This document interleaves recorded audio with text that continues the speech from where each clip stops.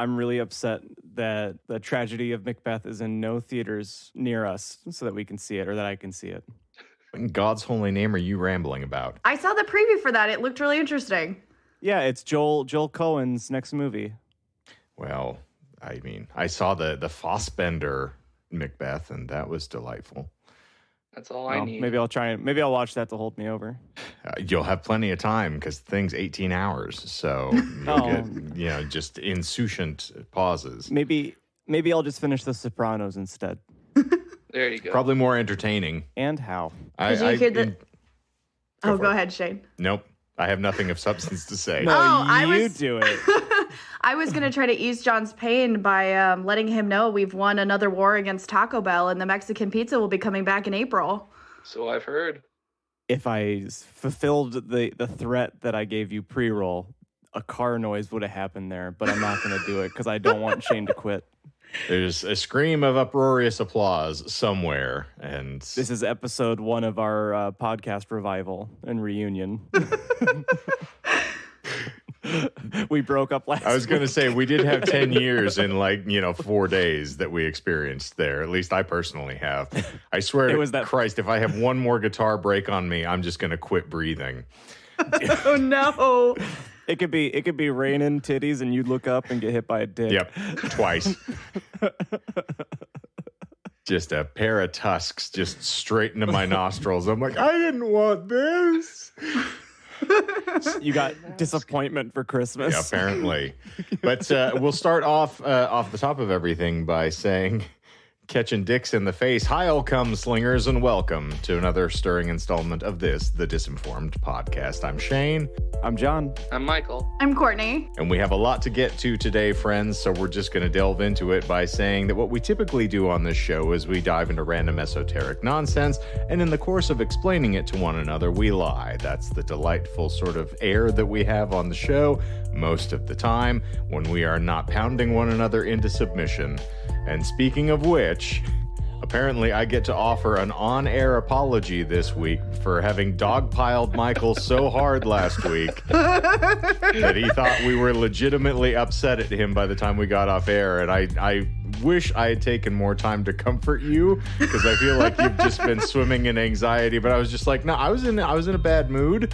And I think I had said that and then got on, and there was just a string of John, mama clapping Michael on the back like, you did real good this week, baby boy. It was so fun. It was a good episode, and I love you, and we coddle you, and please don't hurt anyone or yourself, and it'll be fine. And I'm over here like, oh, God, what did Papa do? I honestly, when we finished recording, I sat there for a moment, and I almost worded a whole, explanation on our group chat saying sorry, I definitely crossed over the line with this one, and I'll make an effort not to do that again, and I'm sorry that it was such a bad episode. I was not in a good place when we stopped. I was like, God, all right, now I know what not to do. Okay, perfect. Yeah, and let me Michael, we don't have HR on this podcast. You can do whatever you want. Technically, you are HR. I think we established that a couple of episodes ago. That's really true. Okay, in that case, I'm writing you up. Uh-oh. Not even for last week's episode, but for, we're going to go way back and just start all the grievances. Oh, shit. So this is the grievance episode? I have a head start. You don't want to play that game. Yeah. Also, the reason that Michael sounds the way that he does is because he's actually in hiding. He went through with what he said he was going to do, and he's on the lam. Yeah, he's on the run from the eel patrol right now. Yeah, I didn't think Big Eel was a thing until that episode went live. And I'm currently in hiding. All you had to do was ask John. He's seen Big Eel. Women want him, eels fear him. It's real slimy, and we don't know why. But it hasn't fallen off yet. So that's all we can hope for. But no, you really did. It was a delightful episode. I realize I have to explain again. When I'm in character, I tend to stay in character. So if it's give Michael shit, I'm going to ride that wave until we're done. So if you haven't noticed, I love John to death. And then I just beat the holy shit out of him on this show pretty routinely. If you hear us talk in private, normally I'm very genteel and loving, and here There's actually not a very different. Not a lot of talking that happens. Yeah, well, you know what I'm saying. a lot of slapping noises, but Very genteel and loving, regardless. Who is Indeed. stirring macaroni in there? I use a lot of lubricant, okay? Sometimes you don't want to go in dry. Anywho, Michael, how the hell did you get kidnapped by the NAMBLA Alliance and taken to Michigan? Well, it was a trust fall for starters. So I was supposed to Clothhanger. I could have put that in there. So I originally was supposed to go to Utah to visit a friend's family of destinies. Okay, well now we know how NAMBLA got you. Yeah. So we leave at we left at 6 a.m. on Sunday. So the Sunday before this published, or I guess 8 days before this published, because I have no sense of time anymore. Sick. We fly over Provo, which is the Utah city that has an airport, surprisingly. And we circle around for about an hour, and they're like, it's too stormy, we can't land. Okay, so we're going to get rerouted. We're flying back to Phoenix. Oh, okay. As soon as we land, along with another hour later flight to Provo that was also turned around, we landed about the same time. The airline Allegiance systems crashed. So they couldn't reroute anyone. They couldn't issue refunds. They couldn't do any of that stuff. So we're sitting there in the airport trying to figure out what to do. Eventually, we leave the airport, we get our stuff, we leave, we go eat somewhere nearby, and then we come back, and we're like, all right, what can we do? And their systems were still down. Their systems were down for about 11 hours. So eventually we go home, and we're like, well, the next flight to Provo isn't until Thursday, halfway through our vacation. And so we were talking, and Destiny has family in Michigan, in Lansing, Michigan. So we were like, the next flight is Monday morning. So we took that, and that's why I'm in Michigan instead of Utah. Wow. So you're saying that much as I predicted, the wrath of God has finally come to Utah. Because no one's ever tried to get in there that hard. Yeah. Right. Yeah. We circled around Provo for the same amount of time as it took to fly to Provo. And we honestly would have made it there we would have landed perfectly fine. But before they left, we actually were delayed about 40 minutes already before takeoff because there was a computer glitch and they actually overfilled the plane. So the plane was too heavy. So they had to fill a way of draining some of the fuel. And because of that, the storm worsened to the point where we couldn't land in Provo. Dude, this is how they killed Leonard Skinner, okay? Like, you're lucky to have made it out alive. Oh, yeah. Hey, dude. And Cucked by God is no joke, guys. I'm happy that I'm in Lansing because it's about 20 degrees warmer here. It's only slightly above freezing as opposed to Provo, Utah, which is I think it's about 8 degrees right now. And the water there will kill you much faster than it will in Utah. I am only about an hour and a half from Flint, but I'm not in Flint. My love to Michael Moore while you're there, by the way. Oh, is he out of Lansing? No, but they're lancing Michael Moore constantly to drain all that shit out of him. So that's true. And John's not from far away there. Well, no, I mean, I was born in South Bend, Indiana, and then we lived in Brighton, Michigan until I was, just till we moved out here when I was like about 10. Mm-hmm. So I remember very little, but I've been to Lansing. He has heard tell of the Michigan. Michigan. You're close to hell. Yeah, I never knew where that was in Michigan because I know of it. Yeah, you're close. Beautiful. It's wherever you are, close Michael. Enough. Yeah, that is true. Yeah, hell is where you make it. It's like those of us who take our summers over in asshole Arizona. Yeah, but there's no one on the roads in Michigan right now. It's surprisingly they're all here. It's not. Oh yeah. There's a lot more snowbirds out there than there are. Yeah, everyone migrated there to Arizona. The drivers are nicer out here, though. I did not fear for my life at all the last couple of days. It's been nice. I mean, is it because you've been just so incredibly blind drunk the entire time? No. I spent most of this day with a migraine, so no, there's been no blind drunk. Oh, good. We got another Michael Migraine episode. No. It's cleared up, thankfully, or else I would have said no. It's not worth your guys' time to deal with me. the killing stroke. Yeah, I remember that episode. That was that was a bad day for you. Yeah, that's why I would have been like, no, I'm more useful gone than I am on this episode. So no, it cleared up about an hour and a half ago, thankfully. All right. Well, I hope that you've at least accepted my apology, Michael. For I all accept of it. The love and grace that I hold you in. Also, I'm sorry that I didn't make us watch that Eels song from Mighty Boosh last week as an After Dark. True. That video disturbed me, and I don't know if any of you watched it when I sent it yesterday, but I hope you did, because it'll traumatize you in fun ways. I purposely avoided it. I was doing good things yesterday. Oh. I was delighting in our new song on repeat, which has been going on for much of today as well. So, Yay! Yeah, tomorrow I don't have a lot going on in the beginning of the day, so I think I'm going to eat a really strong edible, and I'm going to listen to our completed album from front to back for the first time. Mm-hmm. It's not a bad call. Yeah, these are the moments where I am most certain that I'm as vain as everybody claims that I am. Because these days, like I told Melissa, new song days, you lose me. Because I'm just going to go sit and pore over that and listen to every little nuance for hours. No matter where I'm going, it's the first thing and the last thing before I get out of the car. Yep. Yeah, I guess it's on air anyway. There's something so cool in that song that Dan, our producer, included, and it's in the bridge right before the outro. And it rewards you if you listen to it on headphones. And I know that Shane has, where there's he chose like different vocal clips from our prior songs and kind of threw them in with heavy effects and like different, like the left panning and right panning. And the effect is very haunting, and I love it. And the home game for those of you who are addicted, like myself and Melissa, is going through and picking out which songs are represented in those sections and what verses they are. So, if you would like to know, Dan told me. Oh, and I'll send it to you. Bless him. He told me the songs at the very least. Okay, I have all but one. There's one little section that is still a mystery to me, so I'll have to figure that one out.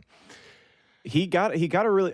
I can edit some of this. Oh, out. It's eclectic, but yeah, no, we don't need to spoil the surprise for everybody. We'll keep that one hidden and cloaked, and then you can tell me later. Yeah. There's one vocal line. It's not a lyric or anything. It's just like I don't know what song it's from, but it's like the most sensual Shane note that I've ever heard. It's like Shane's version of an ooh woo. Yeah, it's pretty ooh woo. Oh man! Actually, if I had to like transcribe the lyrics, there would be an ooh woo in there. Yep. Well, I look forward to the mystery being solved because, that was Melissa and I were arguing that amongst ourselves last night as to what it was. And I'm like, I think he had to have played something backwards or done something weird. But anyway, we digress. Remind me after the pod and I'll send it to you. I noticed this clip. What's this? Ooh woo. Ooh woo. Ooh woo. Rub that clip, Daddy.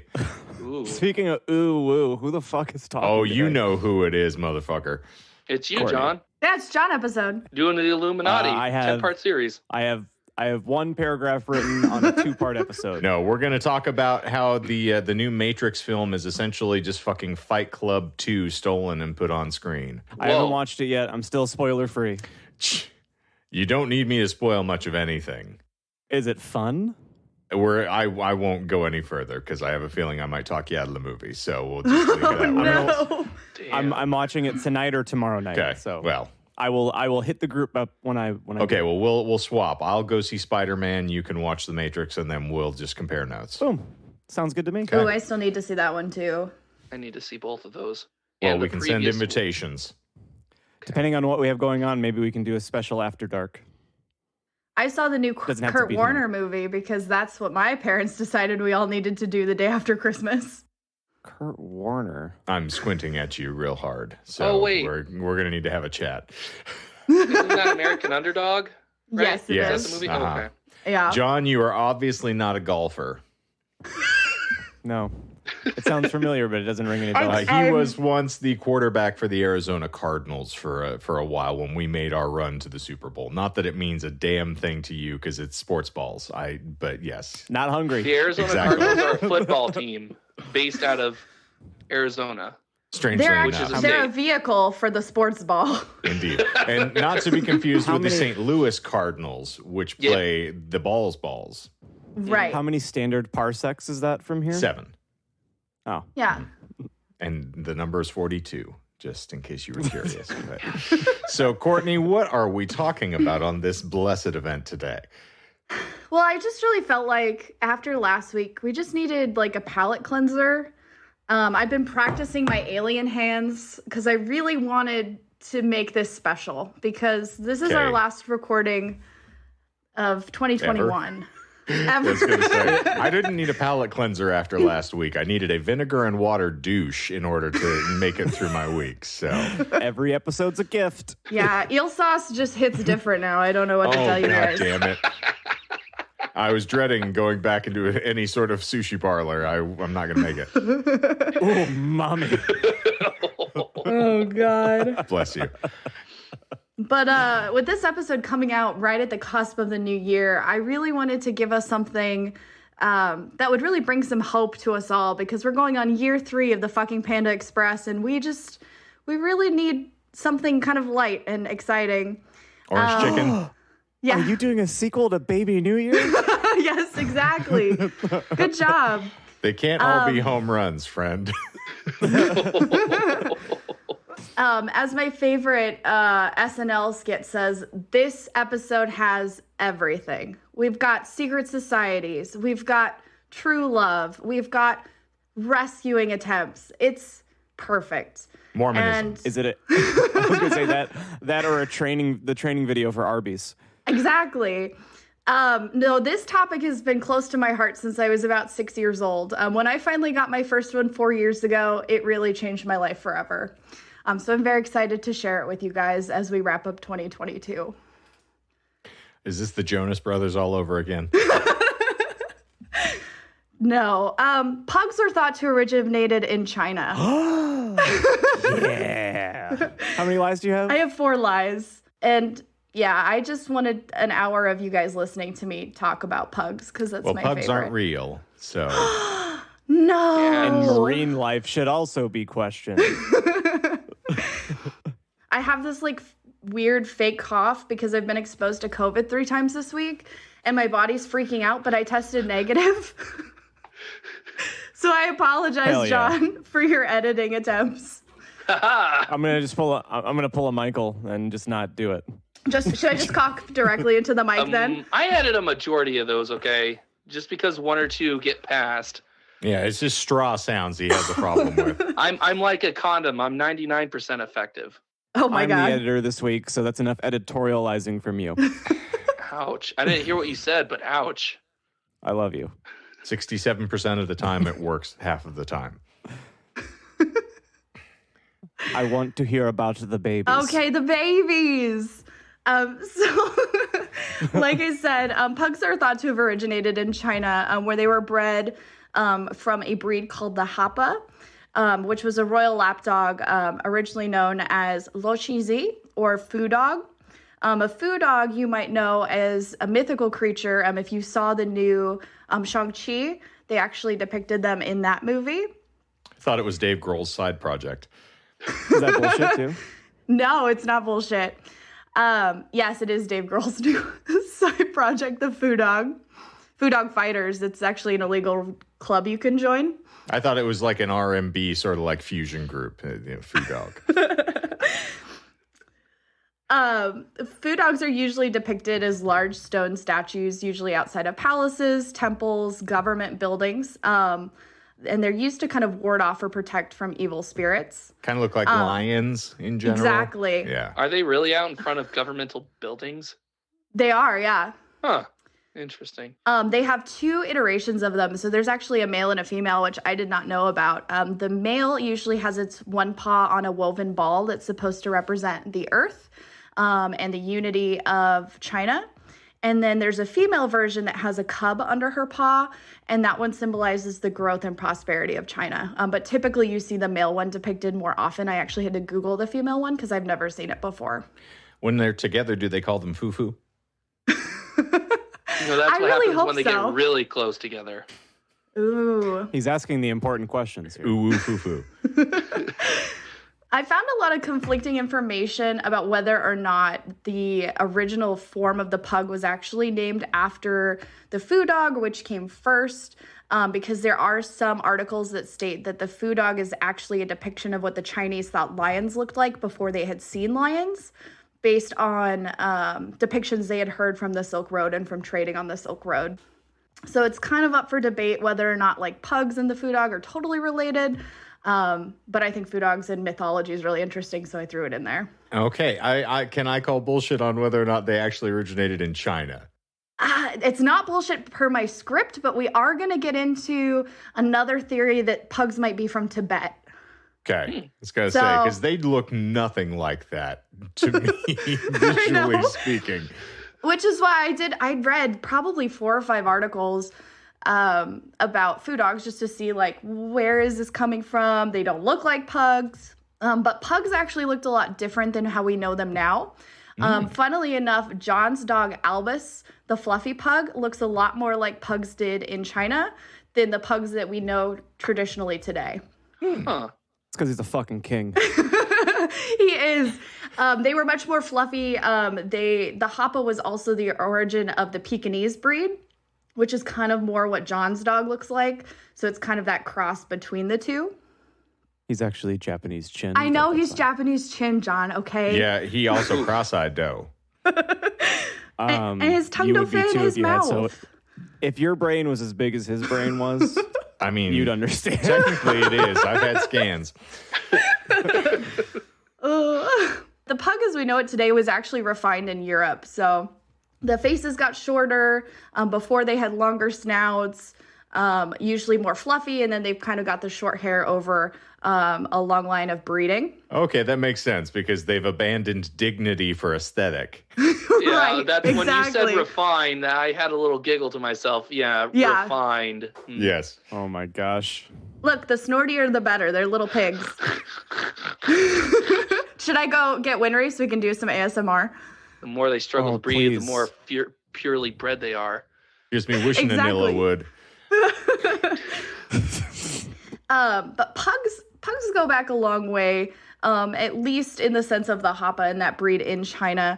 Confucius may have even written about pugs as far back as 551 BCE when he referenced short-mouthed dogs. While others believe that pugs date back as far as the Shang dynasty of 400 BCE. The purpose of the pug is the same as it is today. They were bred for entertainment. If you've ever met a pug with a decent owner, you know that these goofy little dogs have the best personalities. Like, Google pug videos. You will not be disappointed. It's a very nice rabbit hole to fall down. Oh my God, it's so good. There was one emperor in particular that valued his female pugs so much that they had the same status in his court as his wives did. We're not going to dwell on that too much. I don't want you to think about that too much because it's a little weird.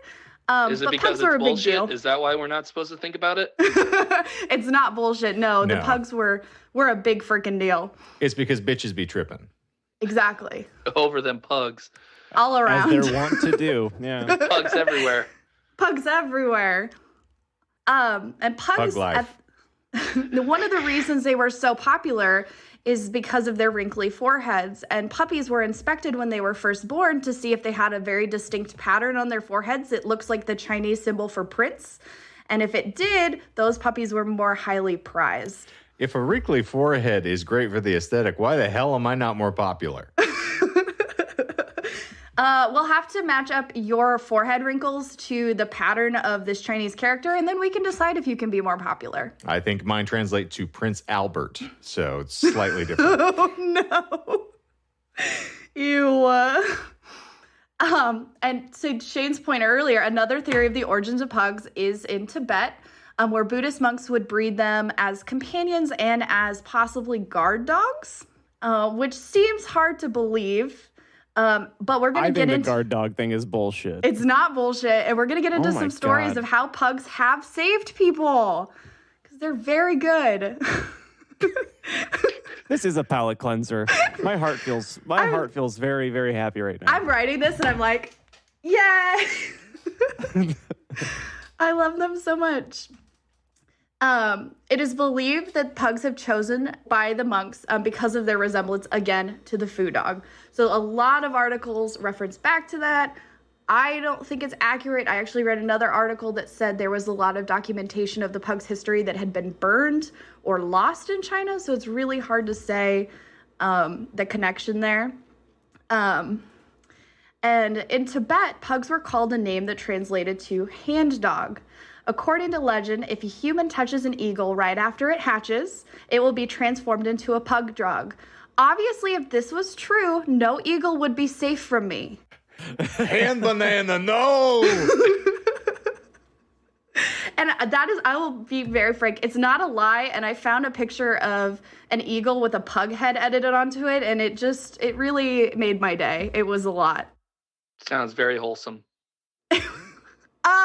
Maybe upsetting, but yeah, wholesome's good. So as pugs gained popularity, of course, in China and Tibet and Japan, they also began to be traded via the Dutch East India Trading Company. And that was about the 16th century that pugs made their way first to Holland, and then they were introduced to England, the Netherlands, Spain, Italy, and France specifically. I don't know why it was that specific, but that's what the article said. Probably because they're coastal. Yeah, I guess so. That would make sense.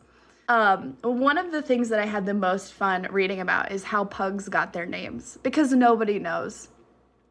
There's a theory that they were named after marmoset monkeys, which were a popular pet in the 1700s. And they were called pug monkeys because they had like the crunched up faces. And so they thought, well, maybe pugs were named after these monkeys. We're not sure. Pugnus in Latin means balled up fist. And of course, the wrinkly little faces could look like a balled up fist. I'm sure some of us might also say they look like they were punched in the face. That's fair. Yeah. But I didn't find any sources that cited that. The word pug actually appeared in written English language in 1566. Apparently, the term was of endearment and kind of meant like little cutie. By the 1600s, the word became synonymous with a courtesan, and it meant imp, sprite, demon, or monkey. Michael, you look perturbed. Is the bullshit about it being a term of endearment? No. Come here, you little puggy pug. Yeah. Gonna play Slug-a-Pug. Oh, no. That's how you got that face. You You do not talk about Fight Pug. I'm sorry. No fight pugs.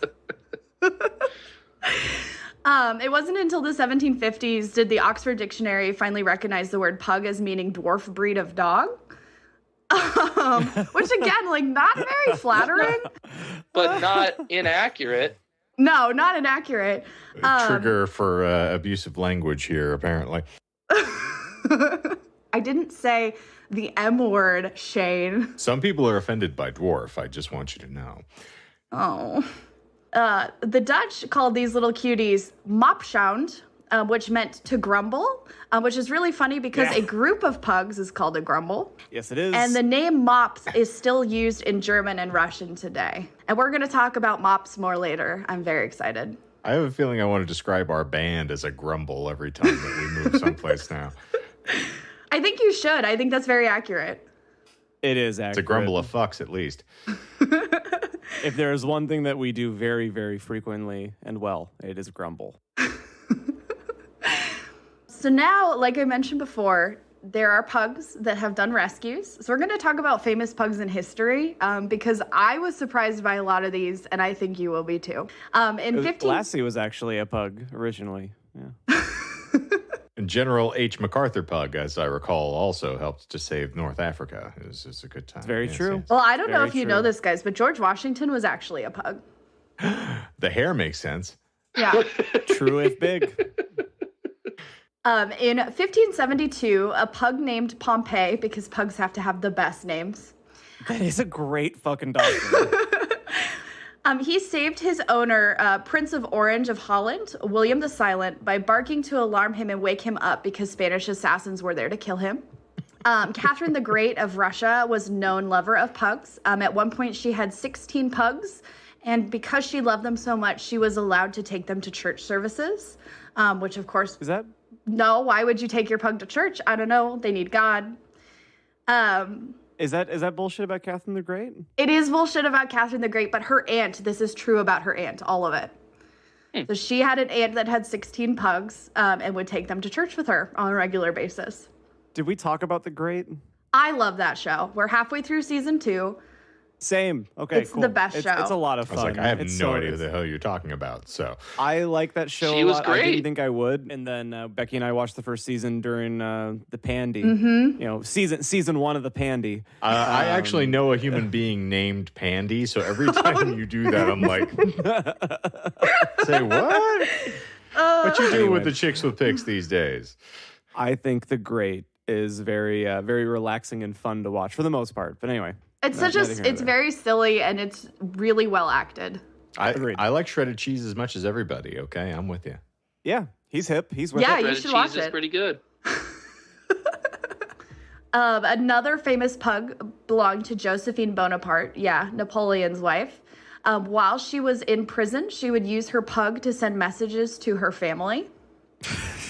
In the 19th century, Queen Victoria popularized the breed in England, and she gave her pugs some of the best names. They were Olga, Minka, Pedro, and Venus, just to name a few. Is Venus bullshit? No. I would have screamed Pedro instead. It's so funny. No, those were all her pugs. There was a few more. I don't think I added them in here. But that's just like part of the thing with having a pug is you just have to give it an absurd name. It's the rules. Fair enough. The Next first one pug, should be named Tyrion. that is a great pug name. Not a bad name. Nope, it's a basset. My dog has her brother's parents contacted us. This is so weird. This makes me sound crazy. But my dog Kyrie, her brother's name is Tyrion. So he's also a stumpy little dog. Cute. And then, of course, the first record of a pug coming to the Americas was a pug by the name of Percy. He came over with General Ratcliffe shortly after the Pilgrims came over. So that's the first documented pug that came to Americas. So, like, pugs are kind of a big deal. No, that's in Pocahontas. That's bullshit. Get out of I was here going to with say, that. I was going with the Nina, the Pinta, and the Santa Pugrita. Yeah, exactly. Yes. Are you sure, Michael, Yeah. that that's not historically fact? I don't think it is. I don't think. I would say most of that movie is historically suspect. That is correct. No, that is straight out of Pocahontas. I was really counting on the fact of none of you knowing that movie that well. So well done. Not today, Satan. Feel Not with that attitude. see the colors of the rainbow. But it was funny because I told Jonah that lie and he goes, okay. And I was like, really? And he was like, sure, why not? And I was like, come on, man. 1995 classic Pocahontas. I really, you should ask me how many Disney films I have actually seen, and it would take us much less time.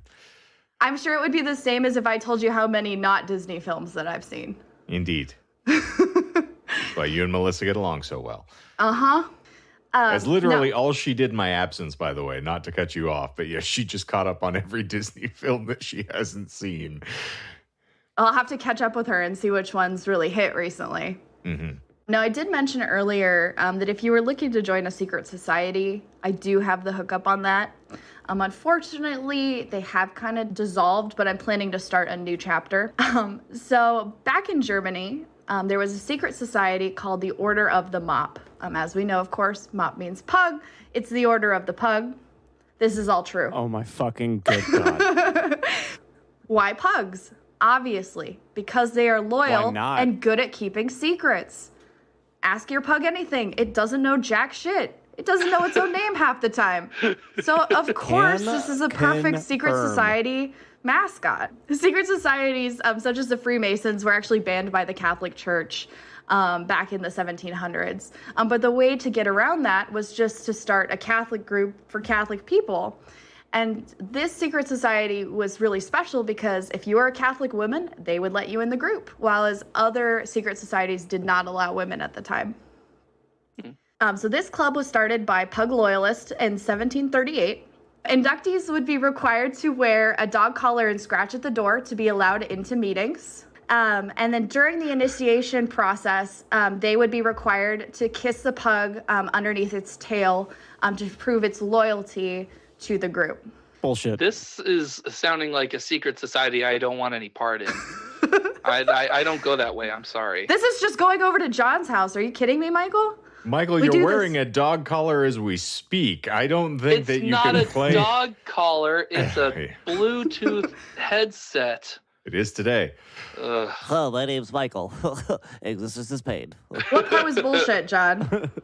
Sorry, I got distracted by Michael's Bluetooth device. Okay, well, I'll take the wearing the collar and scratching at the door. No, that's true. What about Okay. kissing I meant, below its tail? Yeah. That is true, but it was a porcelain statue, so that's a lie of Oh. omission there. Okay. Well done. Oh, so we're doing those now, huh? It is 2021. We do those things these I've days. seen John do it, so I don't know why you guys are surprised. I've done everything. I mean, I he was puts that just shit more- on cereal.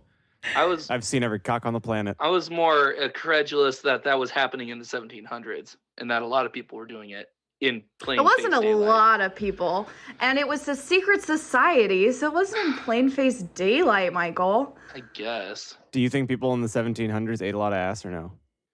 If Well, you're what not else is there referring to to do? Is a literal thing. ass, Cholera is a big deal back then. They don't have them clean like they do nowadays. no, they were wearing the collar earlier, Michael. It's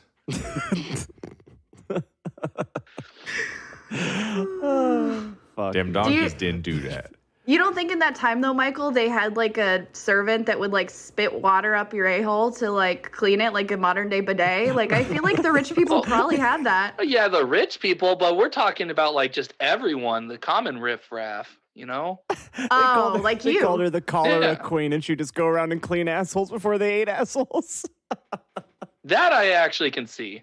There's Queen Cholera. She drew the short I was straw. like, suddenly Elizabeth Bathory seems a great deal more insidious as she got people running around doing that. Disgusting. Michael, why would you even ask that question? Just came to mind. Michael's Sorry. a curious kinky boy. I am a very curious person. He is the rum tum tugger. Ugh. Members of the order were also required to wear a silver pug medallion, which I will be forcing on all of you if we ever have merch. I do think we should have some pug medallions. I think that's important. Fair. Sadly, the order was disbanded by the Göttingen University in 1748, so only a mere 10 years later, due to some sort of investigation that I didn't care to read about because it was very hard to find articles about it. This topic, because it was a secret society, was already pretty hard to find information about, obviously. Mein Gott im Himmel. Per some of the sources, there was actually a group in Lyon, France that continued to run until 1902. Which is why I think we could really have a chance to revive the Order of the Mop. I think that's a good idea. It was by the mandate of the King of Leon, as I recall. Oh, yes. They were feeling a remedy. Their Well, you sex gotta was definitely use on somebody. fire. That's the cholera Ooh, again. this man. Yep. Queen Cholera is back cleaning bubbles. We thought you were dead. Been dead for 200 years. Welcome to Leon. We eat ass here. Hence why it is called a douche. Ignore the hunchback woman. No, don't ignore her. Love her. Praise her. Tip her She comes well. around. She freshens everyone. She is the first step that prevents the little death. I somehow feel like the pug would be the perfect dog for that exact scenario. They don't have to worry about getting their nose up your asshole. They just have instant access there. They're right there. That is true. No That is brown true. nosing I with never them. I never thought about it like that, and I'm really glad that That I now can you think Well, about can. it like that I'm now. glad that you left me alone with Albus long enough for me to determine this. He has never Yeah, recovered. his name is Albut now. He still needs therapy. I was wondering why he kind of smelled like shit. It wasn't because of that snack earlier. You little scheisse sniffer.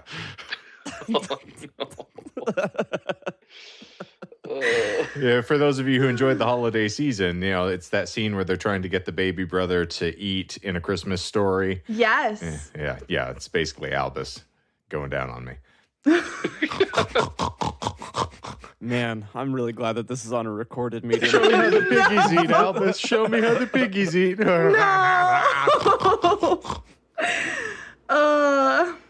He puts the crumb in grumble. I'm about to grum. If that's not a tagline in an actual like pug movie, I'd be really upset.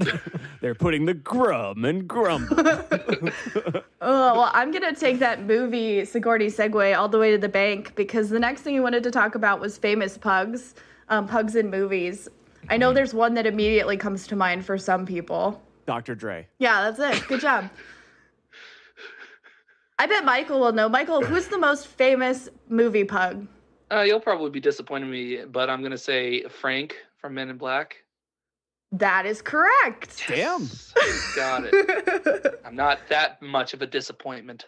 But You actually, you're cleared it. wrong because Frank was an alien disguised as a pug, and so it's different. Yeah, and I'm talking about the actor formerly known as Frank, not the actual character Frank.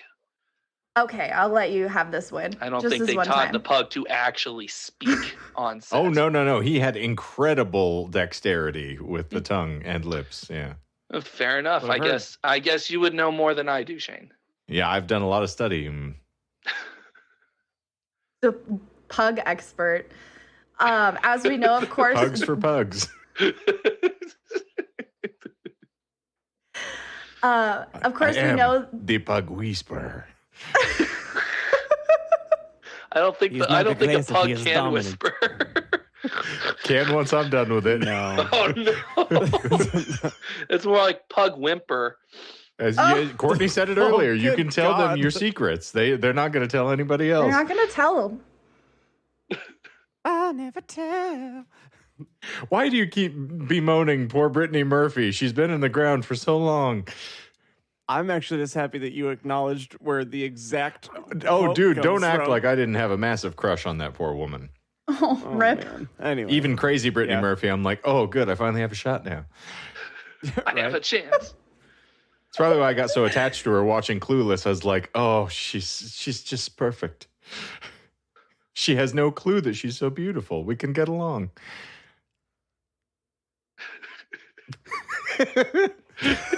All right, let's just leave that be for a while. Let's talk about it. Let's ruminate for a sit minute, on that. shall we? Yeah. Let's just do Is that it. how you see yourself also, Shane? I'm just curious. I do require people with esteem issues to be my friends. Wink, wink. Explains a lot about me. Hi, everybody. Huh? What was that? Other famous movie pugs include the pug from Dune that I don't know anything about other than that there's a pug in the original Dune movie. That is The true. look You of can look it up. disgust on Shane's face. There's any number of reasons I hate David Lynch, but that is not one of them.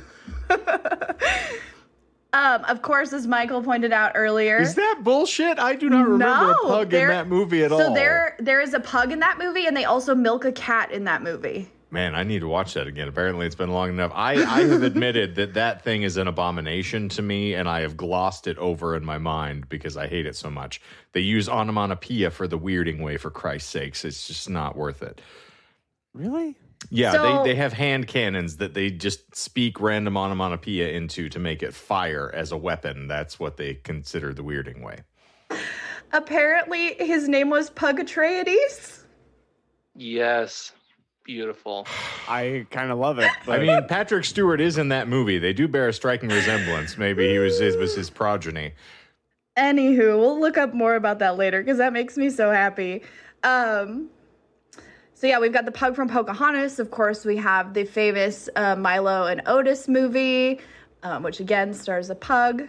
And then, of course, there's the most wealthy pug on the planet. Does anyone want to guess what Doug the Pug's net worth is? 1.2 million. Way more than I could ever attain. Well, if we're doing Price is Right rules, and since John's the only one that guessed, 1.6 million is the net worth of Doug the Pug, most famous for social media appearances and merch, and not a whole lot else. There you God go. damn. I found one article that talked a lot about how the reason that pugs are used so much in TV and advertising and movies is because they're really easy to work with. They're food motivated, which makes them easy to train, apparently. My pug came broken. It's not easy to train. It's actually really dumb. Same. Same. Feel seen Are you food motivated also, Shane? if it's eating that Is butt. it? I don't know. Are you easy to work with, though? Maybe there needs to be more food at band practice. You would know. I've never seen him being paid with food, so that might be the reason. It's because I'm over here looking like a snack. That's very true. It's very fucking true. And the other reason they use them so much is because they're so gosh darn cute. Like, that little head tilt can melt even the coldest of hearts. Right, Michael? What? Cue Radiohead's Paranoid Android. All right, then. They're also really gentle, which makes them perfect for working with children and the elderly. Two things that I don't work well with, just in case anybody And around your vitals. was wondering. My own pug is, like I said, she's broken, but very smart. She can sit on command sometimes. She knows words like chicken and let's go bub-eyes. And she also, I taught her this new trick where if she's on my lap, I tap her twice and she gets up. So currently she's more obedient than my husband. So I'm going to take the win on that. It takes a couple of slaps to get him off of your lap. That joke died. I'm sorry. You could have just left it at get him off. Yeah, And it would have been you funnier. were so close to it. A pretty good slappy joke, my friend. Who's a bad joke. And he's He's a good. naughty little I guess I pug. need to be nice to him. It's his birthday today, but you get it. And we're recording. The breed is also popular with celebrities. Some, to name a few, are Gerard Butler, Jessica Alba, Hugh Laurie, Tori Spelling, and Paris Hilton are all known pug lovers. I'm taking Paris Hilton was like a Chihuahua person, wasn't she? She's most famously known for her Chihuahua, but she has had pugs, based on what I read. And she's probably had them the same way I have, Probably. knowing her proclivities. True that. As that Carl's Jr. ad famously states, if it doesn't get all over the place, it doesn't belong in your face. True. Fair enough. Now, going into this next year, you may be looking to make a love connection. And let me tell you, dump your boyfriend, dump your girlfriend. You don't need them. And here's why. Pugs eat ass.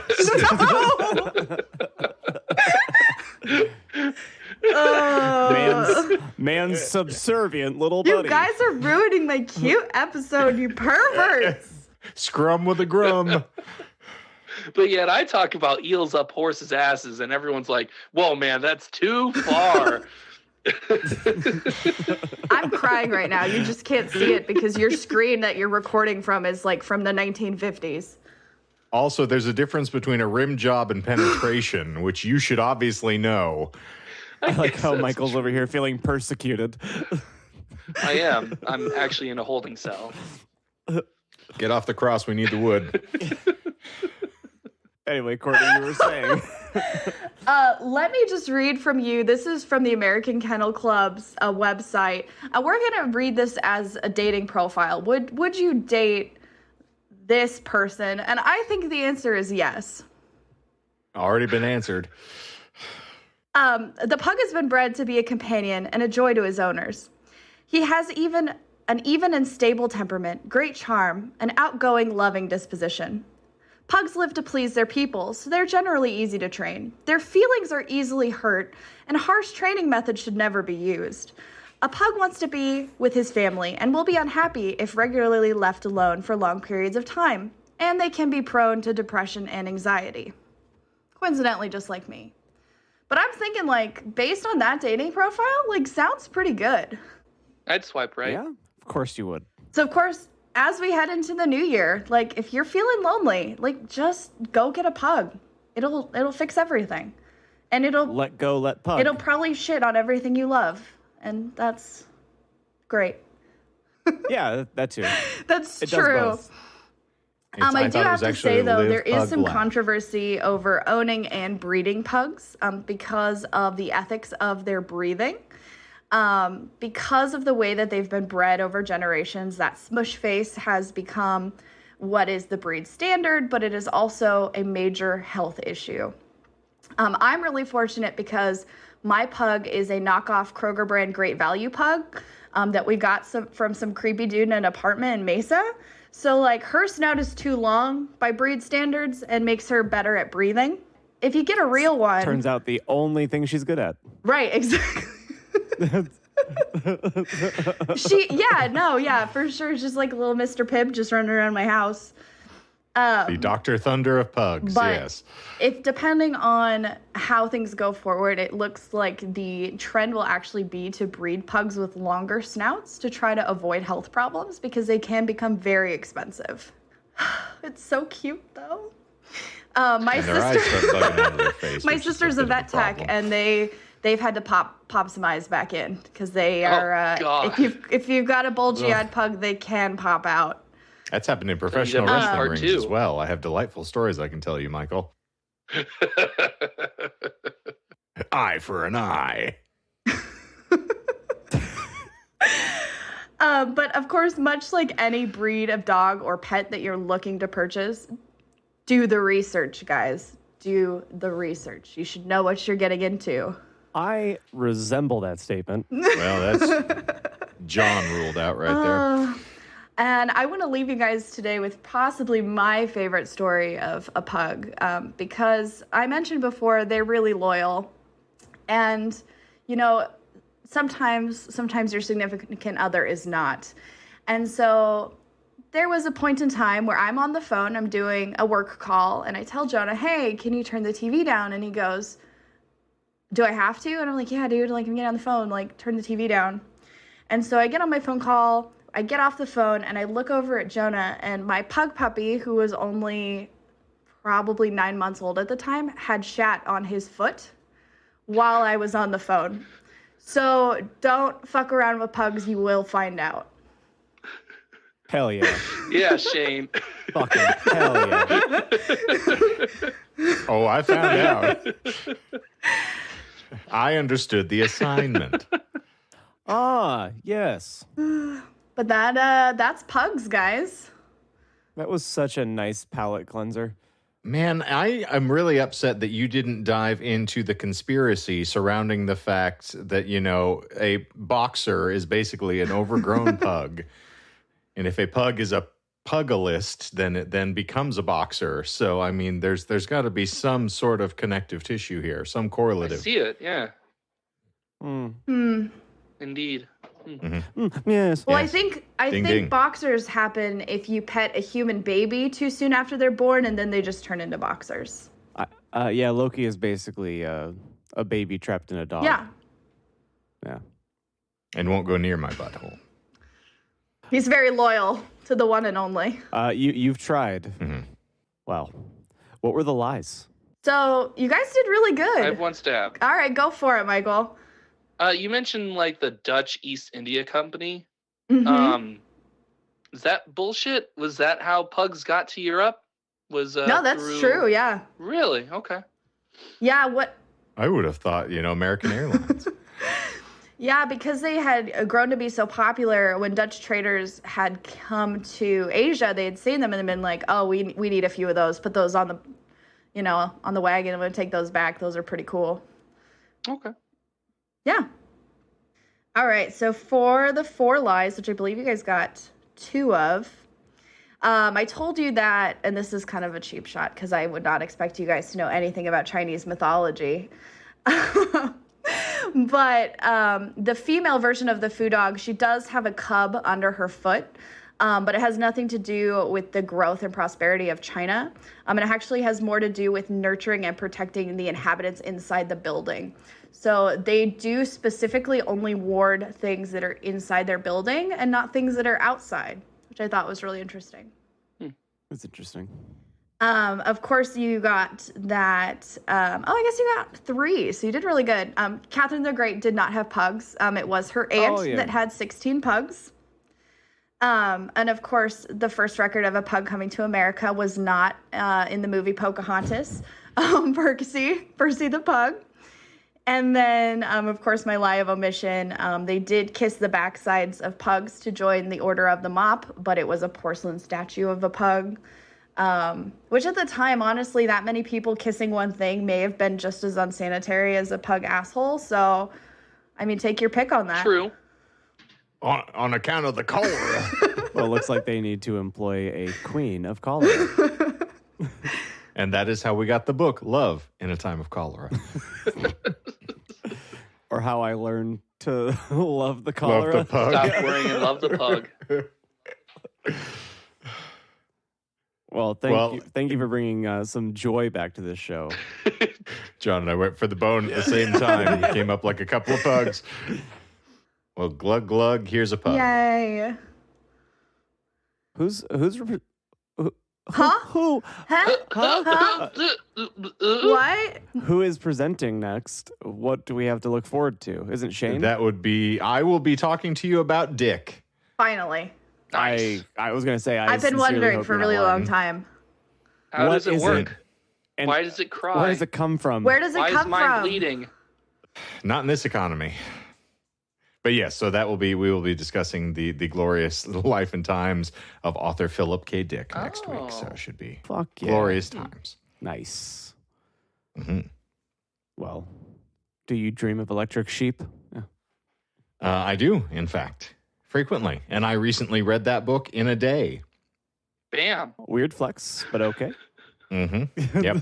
I got home from work, sat down on the couch next to Melissa, and then 4 hours later, I was like, well, that's that book down.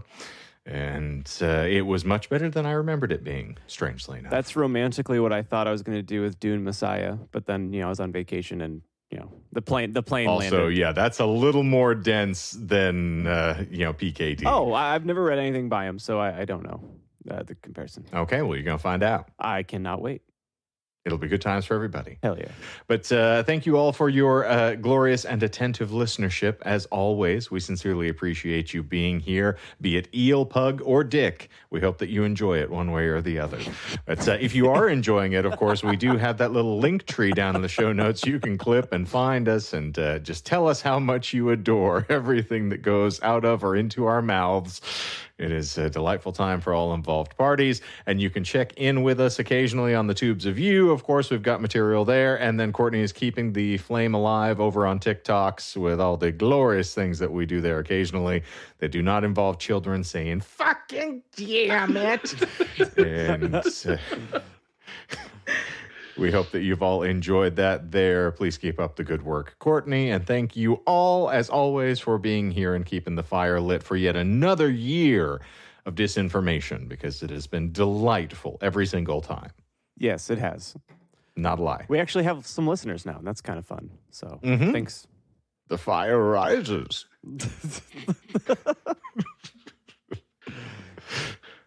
And perhaps they're wondering why you would film a podcast before throwing it out of a plane.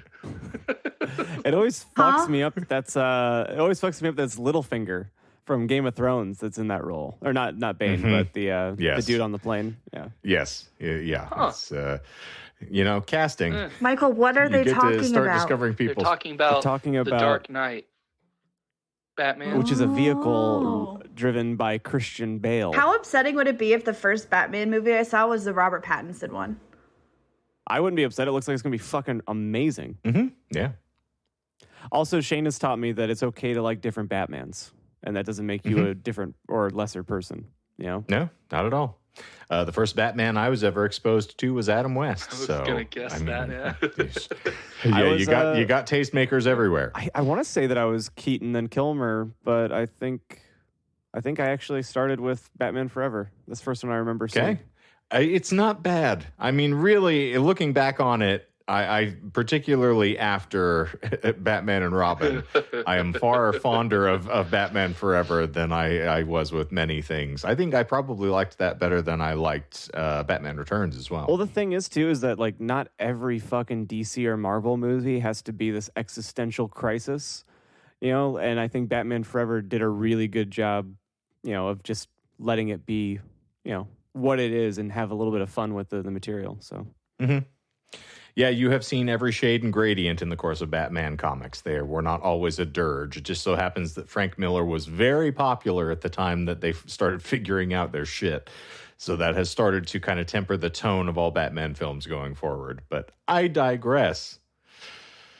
And I saw the Krispy Kreme look starting to descend over several members of our podcast. Well, what I was thinking is I was watching, there's a show called Dope Sick that Michael Keaton is in. It's on Hulu. It's really good and really depressing. And I was like, there's only one movie I know him from, and I know telling you this will really upset you. but it's Jack Frost, which is a Christmas movie that came out. I like that movie. I think it was like 1995, but that's the only like full-length feature movie that I've seen Michael Keaton in.